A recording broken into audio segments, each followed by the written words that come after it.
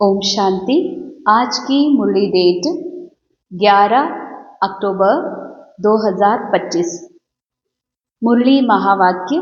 मीठे बच्चे, तुम्हारा फर्ज है सबको स्थायी सुख और शांति का रास्ता बताना। शांति में रहो और शांति की बख्शीश दो। बाबा कहते हैं, निराकार बाबा, शांति सागर बाबा हमें ऐसा शिक्षा दी है, तो उस शिक्षा को फॉलो करने से हम स्थायी सुख और स्थायी शांति को हमने प्राप्त किया है। कि हम अब तक हमने भी बाहर स्थायी सुख को, शांति को प्राप्त करने के लिए ढूंढ रहे थे, उसके लिए पुरुषार्थ कर रहे थे, पर हमने और किसी ने भी स्थायी शांति सुख को प्राप्त किया नहीं है। इसलिए बाबा कहते हैं, सिर्फ इस स्थायी सुख का, स्थायी शांति का जो स्थिरता है, वो सिर्फ बाबा का नॉलेज से, बाबा से प्राप्त हो सकता है। ऐसा हमने श्रेष्ठ प्रारब्ध प्राप्ति बाबा के नॉलेज से प्राप्त की है। तो बाबा कहते हैं, इस दुनिया में जहाँ भी जितने भी आश्रम है, मंदिर है, जितने भी प्लेसेस है, होली प्लेसेस, तो वहाँ शांति अवश्य अनुभव होता ही है। पर जब हम अपने कर्म क्षेत्र में आते हैं, तो वहाँ फिर से अशांति मन को बहुत ही पीड़ा देती है, दुख मन को बहुत पीड़ा देती है। इसीलिए बाबा कहते हैं, अब मन को स्थिर शांति चाहिए, स्थिर सुख चाहिए। तो वो जो आपने प्राप्त किया, बाबा कहते हैं, उसको आपने दूसरों को बख्शीश के रूप में दो और किसी को इनाम के रूप में दो, क्योंकि आपने उस शांति को प्राप्त किया। तो सच्ची शांति क्या है? ड्रामा में तो हलचल बहुत है, ड्रामा में संकल्प है, संकल्प में हलचल बहुत है। संकल्प कहाँ है? कैरेक्टर में है, अर्थात जहाँ कैरेक्टर कॉन्शियस है, वहाँ मन का हलचल बहुत है। तो मन का हलचल है तो वो शांति नहीं है। शांति कहाँ है? ड्रामा से परे, मन से भी परे। मन को भी जब डिटैच होकर देखती हूँ, तभी इस मन की शोर को शांत कर सकते हैं, अर्थात बाबा को अर्पित कर सकते हैं। तो मन की आत्मा की मूल अवस्था में साइलेंस है। उस साइलेंस से, उस स्थिति से जब स्थित होकर अपने मन को देखते हैं, तो मन में जितने भी हलचल हो, हलचल नहीं लगेगा। वो ड्रामा के स्क्रिप्ट के अनुसार मिला हुआ अनुभव के लिए प्राप्त किया हुआ सामान लगेगा, साधन लगेगा। तो उसको हम बाबा को वापस दे देते हैं। इससे मन में स्थायी स्थिर शांति बनी रहेगी। तो ऐसा जो आपने अनुभव किया है, वो दूसरों को देना है। प्रश्न, किस गुह्य राज को समझने के लिए बेहद की बुद्धि चाहिए?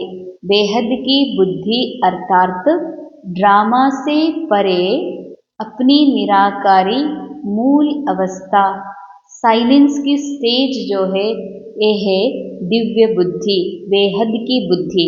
इस बेहद की बुद्धि चाहिए किस लिए? ड्रामा की गुह्य रहस्य को समझने के लिए। तो उत्तर, ड्रामा की जो सीन जिस समय चलनी है, उस समय ही चलेगी। इसकी एक्यूरेट आयु है। बाबा भी अपने एक्यूरेट टाइम पर आते हैं। अभी तक मन ये समझता था, कर्तापन के भान में आकर हम कुछ बदल सकते हैं, हम कुछ कर सकते हैं, हम कुछ बन सकते हैं, हम इसकी जीवन को चेंज कर सकते हैं, ऐसा समझते थे। कर्तापन के भान में ये मन आता था। तो बाबा कहते हैं, बच्चे, ये जो ड्रामा है, पूरा ड्रामा बनी बनाई है, फिक्स्ड है।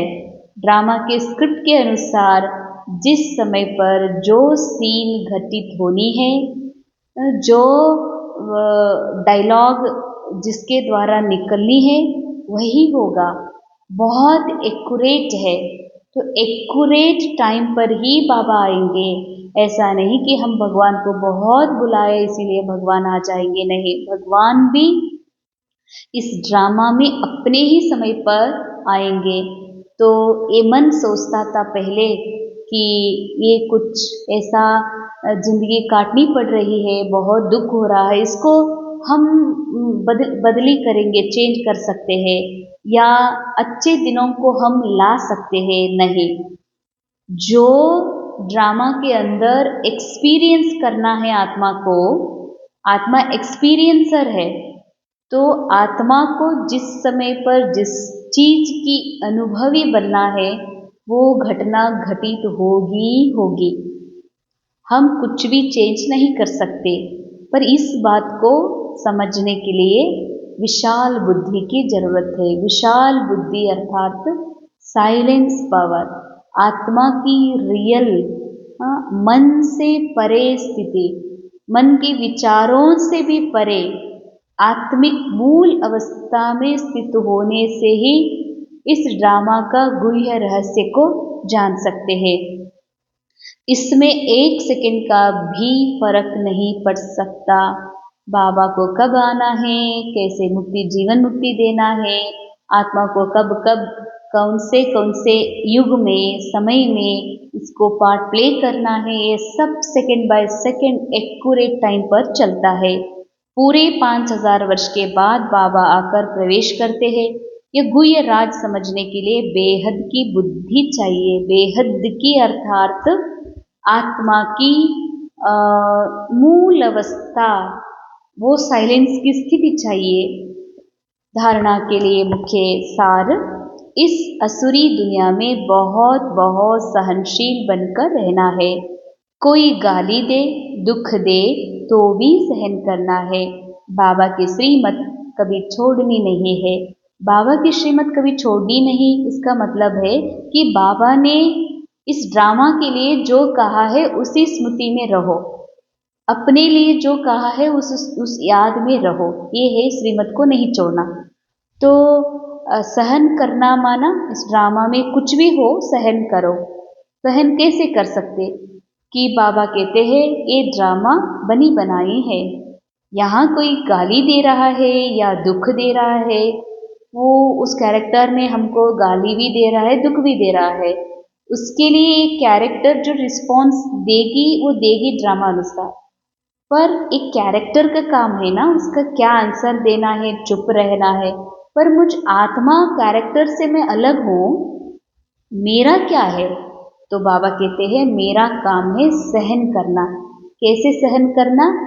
ये सब कुछ ड्रामा के अंदर हो रहा है। मैं इन सबसे परे निराकारी साइलेंस आत्मा हूँ।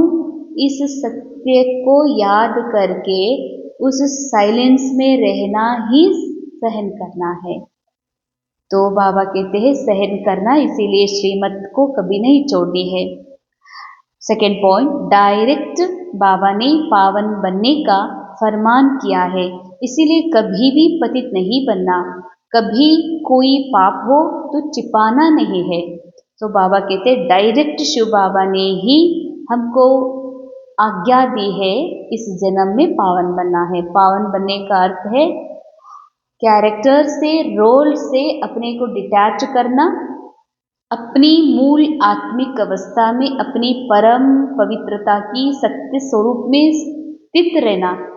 मतलब कि मैं हूँ ही पावन आत्मा, इस स्वरूप में रहना ही पावन बनना है। पतित नहीं बनना है, इसका अर्थ है कि रोल को सच नहीं समझना, ड्रामा में जो घटित हो रहा है इसको रियल नहीं समझना, समझना ही पतित बनना है। बाबा कहते कोई भी पाप हो तो छिपाना नहीं। कोई भी पाप माना मन ने, अगर मन के अंदर शोर है, मन के अंदर बहुत विकारी संकल्प आ रहे हैं, तो बाबा कहते आ रहे हैं ड्रामा अनुसार, वो निकल रहे तो निकल रहे हैं। पर मैं आत्मा साक्षी दृष्टा, बस मैं अपनी साक्षी भाव से देख रही हूँ सब कुछ होते हुए। अगर नॉलेज की याद नहीं है, तो जो कुछ भी मन में होता है, बाहर घटित होता है, इसको रियल समझेंगे, समझकर अंदर देवभान को फील करेंगे, तो बाबा कहते इसको छिपाना नहीं। बाबा को सच सच बताओ, बाबा मैं वशीभूत हो गया, प्रभावित होकर मेरे से ऐसा कर्म हो गया, तो मैंने ऐसा रियल समझा, तो इसीलिए बाबा ये सब ये रियल नहीं है, मुझे समझ में आ गया आपके नॉलेज से, तो ये कुछ भी रियल नहीं है, इसीलिए मैं आपको अर्पित कर रही हूँ। ये है बाबा को बताना, इसीलिए बाबा कहते छिपाना नहीं। वरदान, एक नामी और एकानामी के पाठ द्वारा हलचल में भी अचल अडोल भव। समय प्रमाण वायुमंडल अशांति और हलचल का बढ़ता जा रहा है। ऐसे समय पर अचल अडोल रहने के लिए बुद्धि की लाइन बहुत क्लियर होनी चाहिए। समय प्रमाण अंडरलाइन। समय क्या है? कलयुग, कलयुग का घोर कलयुग। तो घोर कलयुग के अनुसार सीन कैसे दिखाना पड़ेगा ड्रामा को, कि बहुत हलचल, बहुत भयानक, हा हा हा, ऐसे रावण का आहाकार, ऐसा ही दिखाना पड़ेगा जैसे हम फिल्म में देखते हैं। तो समय के अनुसार ड्रामा के अंदर आहाकार तो बढ़नी ही है। बाबा कहते हैं उस आहाकार में भी अपने को अचल रहने के लिए, बाबा कहते हैं इसमें क्या चाहिए? बुद्धि की लाइन क्लियर चाहिए। बुद्धि की लाइन क्लियर माना ये सब कुछ ड्रामा के अंदर हो रहा है, मैं आत्मा ड्रामा से परे हूँ, ड्रामा से परे वो सत्य आत्मा हूँ कि मैं इतना स्थिर हूँ, अस्थिरता मुझे टच भी नहीं कर सकता, ऐसे स्थिर आत्मा हूँ। ये है बुद्धि की लाइन क्लियर रहना। तो इसके लिए समय प्रमाण, टचिंग और कैचिंग पावर की आवश्यकता है। इसको बढ़ाने के लिए इकोनॉमी वाले बनो। बाबा कहते समय प्रमाण, टचिंग भी होना चाहिए, क्योंकि कभी कभी ऐसा लगता है किसी ने कुछ गाली दी तो ऐसा लगता इसने मुझे ऐसे बोला, तो रियल लगता है। कुछ घटना घटित होती है तो भी लगता है अरे जिंदगी में ऐसा भी घटित हो रहा है, मैंने कभी नहीं सोचा था, तो रियल फील होता है। बाबा कहते हैं इस समय पर टचिंग चाहिए, सही टचिंग नहीं, मैं आत्मा स्थिर हूँ, ड्रामा के अंदर ये सब कुछ हो रहा है पर ड्रामा रियल नहीं है। एक टचिंग, एक कैचिंग पावर चाहिए। तो इसके लिए क्या चाहिए? एक नामी और इकोनॉमी, एक बाबा दूसरा न कोई, और व्यर्थ संकल्पों से जब मुक्त रहेंगे तभी ये टचिंग कैचिंग पावर का अनुभूति होगी, लाइन क्लियर होगा, तो बाबा का डायरेक्शन को सहज कैच कर सकते हैं, तब हलचल में भी अचल अडोल रहेंगे। स्लोगन, स्थूल सूक्ष्म कामनाओं का त्याग करो, तब किसी भी बात का सामना कर सकेंगे। अंडरलाइन। जो भी ड्रामा के अंदर घटना घटित होती है तो उसको फेस करने के लिए, उसको सहज सामना करने के लिए कभी कभी इतना नॉलेज नहीं होता, याद नहीं रहता कि मैं कौन हूँ। तो बाबा कहते हैं इसका कारण क्या है? इच्छाएं, ये स्थूल हो या सूक्ष्म। सूक्ष्म कामना माना मुझे ऐसा इस दुनिया में दिखना चाहिए, ऐसा बनना चाहिए, ऐसा बन के दिखना चाहिए, बड़ा पोजीशन प्राप्त करना चाहिए, इच्छाएं। और स्थूल में भी, स्थूल पद पोजीशन, सूक्ष्म भी नाम मान शान। बाबा कहते अगर ये कामना है तो आप कोई भी परिस्थिति का सामना नहीं कर सकते, इसीलिए इसका त्याग करो। अव्यक्त इशारा, स्वयं और सर्व के प्रति मनसा द्वारा योग की शक्तियों का प्रयोग करो। अभी मनसा की क्वालिटी को बढ़ाओ तो क्वालिटी वाली आत्माएं समीप आएंगी। क्वालिटी वाली माने हायर कॉन्शियस वाले, हायर एनर्जी के फ्रिक्वेंसी वाले आपके समीप आएंगे अगर आप मनसा क्वालिटी को बढ़ाएंगे। इसमें डबल सेवा है, स्व की भी और दूसरों की भी। स्व के लिए अलग मेहनत नहीं करनी पड़ेगी। हम किसी आत्मा के लिए मन से सेवा करते हैं तो मेरे अपने लिए कुछ पुरुषार्थ करने की जरूरत नहीं है। तो इसमें डबल सेवा है, प्रारब्ध प्राप्त है, ऐसी स्थिति अनुभव होगी। इस समय की श्रेष्ठ प्रारब्ध है सदा स्वयं सर्व प्राप्तियों से संपन्न रहना और संपन्न बनाना। हम जितना मन के द्वारा आत्माओं की सेवा करते हैं उस सेवा से स्व सेवा ऑटोमेटिक होती है। ऐसी प्रारब्ध प्राप्त होगा, बाबा कहते हैं कि ऐसा श्रेष्ठ अनुभूति होगी कि सदा स्वयं सर्व प्राप्तियों से मैं संपन्न हूँ, यह अनुभव होगा, ये प्रारब्ध आपको प्राप्त होगा। और क्या, दूसरों को भी संपन्नता के स्वरूप में देखना, ये भी आपको प्रारब्ध के रूप में प्राप्त हो जाएगा मनसा सेवा करने से। ओम शांति।